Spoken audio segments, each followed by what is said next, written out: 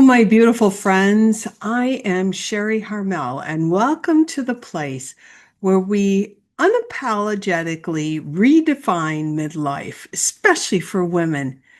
There are so many myths about what it means to be a woman over 50, myths that are not only outdated, but actually damaging. And today I want to share the five biggest myths about midlife women and why we are breaking every single one of them.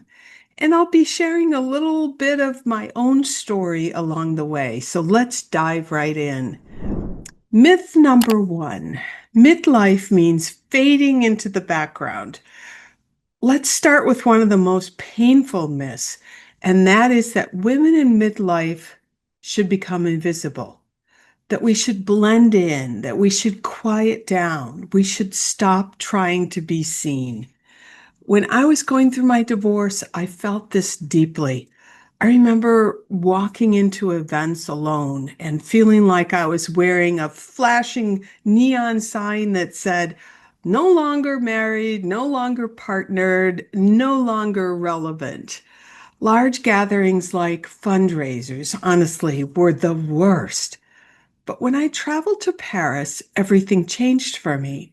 I saw women my age and even older, dressed beautifully, walking confidently, enjoying life, not apologizing for their age or thinking that they needed to shrink into the background. They looked feminine and they looked strong. I loved that. Paris really taught me something, and maybe I had to go to Paris to get this. Some of you could learn it right here in your own cities, but Paris taught me something, and that is that we don't fade unless we choose to. That's a big statement. Redefining midlife means stepping fully into your own visibility with style, with substance, with self assurance, whatever it is that you want to project, whatever it is that is you. That is who you need to step into without that constraint of, oh my gosh, I'm of a certain age and I need to act a certain way. Myth number two, and I love this one, reinvention is for the young. How many times have we thought that? Actually, most of the time it's up in our own heads. When I was in my early 50s, after years of supporting others, my husband's career, my daughter's learning needs, a marriage that was always a struggle, parents who I had supported through a number of family issues, yet they abandoned me when I found my son. I finally got the courage, though, to say enough. And that's when I filed for divorce. And yes, I'm the one who filed for divorce. Suddenly, I was in my early 50s and I was on my own again. And I found myself asking the question, now what? Oh my God. Slowly, though, I started to build what would become my next chapter. And I had to build it from scratch. I finished a master's program I had started when I, believe it or not, was going through the divorce. The divorce went on for 2.5 years. I volunteered in the career office of my local college and I taught workshops to students, workshops like, how to write a resume and how to network and the importance of informational interviews because I was secretly planning a reinvention. And that was a move back to Boston and to go to work at a university in the Boston area. I did just that. I took a job in Boston. I worked for a couple of different universities here in Boston in their career centers. I absolutely loved working with students, but I'm an entrepreneur by nature, and the constraints of higher education administration was not a good fit for me. Loved the students though. So I embraced that entrepreneurial nature and I went out, I launched a coaching business. Then, with time, over time, I started a podcast. And right in the middle of COVID, believe it or not, I started a magazine. Later on, I started the YouTube channel and I even wrote a book, crazy as that sounds. Now, none of this happened in my 30s. None of it. It all happened in my 50s and even my very early 60s. I'm just one person, one example. But I want you to feel from, if that's something, if this myth is holding you back in any way, I want you to hear my story and realize that reinvention isn't something that's behind us. It's right now. We can reinvent ourselves really, and I don't mean like become something you're not, but step into something new is what I mean by reinvention. And that's something that you can do at any age. You can take on any hobby at any age. So redefining midlife, I think, and I use the word midlife, and I know I'm far past midlife, as some of the comments tell me. I use that term midlife to really mean, whatever it is between raising children, ending a career, whatnot, until, you meet your maker, however you define that. So midlife is a very broad term for me, but redefining midlife means choosing yourself. This is your time. This is your time to become who you've always been and really step into what it is that you want to do. And it might be multiple things because you might find, as I did, that my reinvention, if you want to call it that, or the reinvention of my life, well, it took many different versions. I mentioned I worked in higher education, then I reinvented and went back into individual career coaching, and then I started a magazine. These are all different stages of reinvention, but actually, I loved every one of them. Every kind of passion I had at that particular time. And I think you will too. So as you step into what is your next reinvention, no, it doesn't have to be forever. It can be what you want to do now. So myth number three, and this it's somewhat related, and that is that it's never the myth is that it's too late to dream big. You're too old. You've done it all, and now you need to settle down. That's the myth. Well, after my divorce and after I went to work in higher education, I went on a little trip called the Ooh La La trip with Jamie Cat Callan, who's an author, and to Paris. And this was my first time back in Paris as a single woman. And as I walked from place to place and I sat in various cafes and journaled like crazy, the dream of living part-time in Paris was actually born. It was that time that I started to think, oh my gosh, what would my life be like if I lived part-time in Paris? But I also heard this little voice in my head whisper, well, that's crazy. You're too old for this, Sharri. You can't afford it. What would you do in Paris? You don't speak French. All those naysaying comments that show up in our heads, we might call them, oh God, be realistic, but actually they're really negative. So I want you to think about that because even though those voices were in my head where I was trying to rebut my dream, so to speak, the dream never really died. I went back several times. I stayed longer and longer each time. And I began a friendship with American woman who lived in Paris.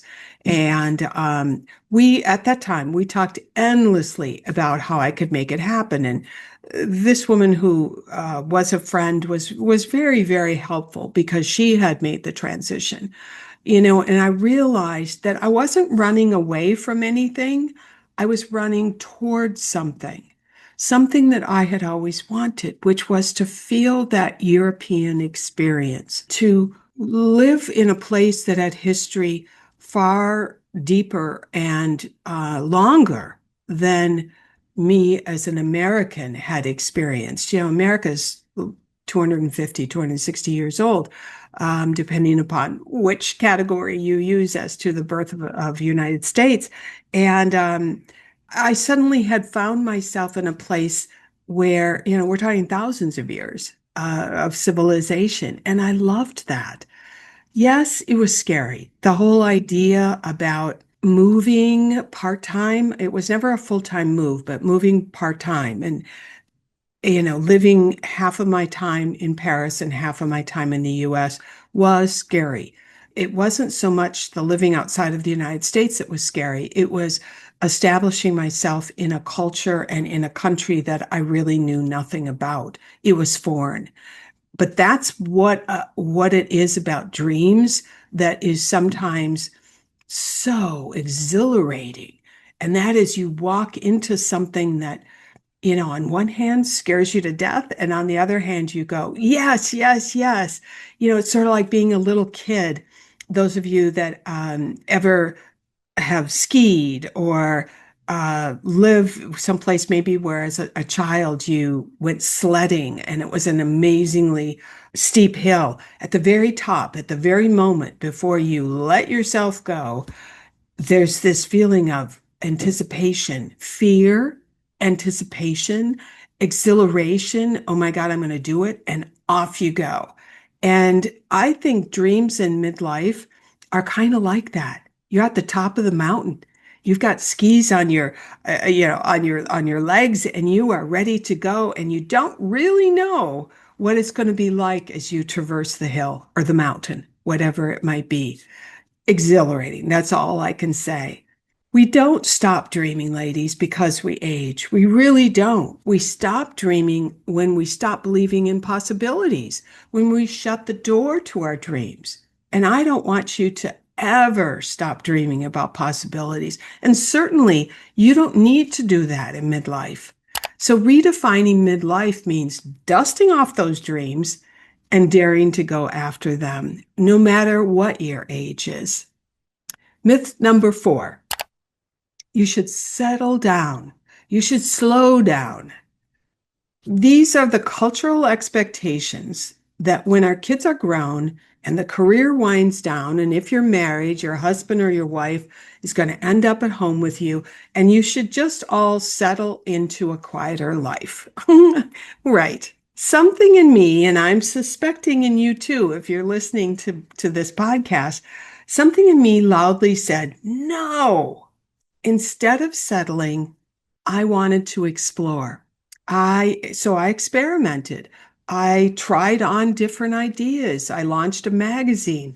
Even though that magazine eventually failed, honestly, I kept on trying, as I call it, trying on my various ideas. I started this YouTube channel, which has been great fun. I wrote a book, which was an amazing feat. It's called Design Your Fabulous Next Chapter. So check it out. And recently, I started writing on Substack because I like writing about lots of different topics.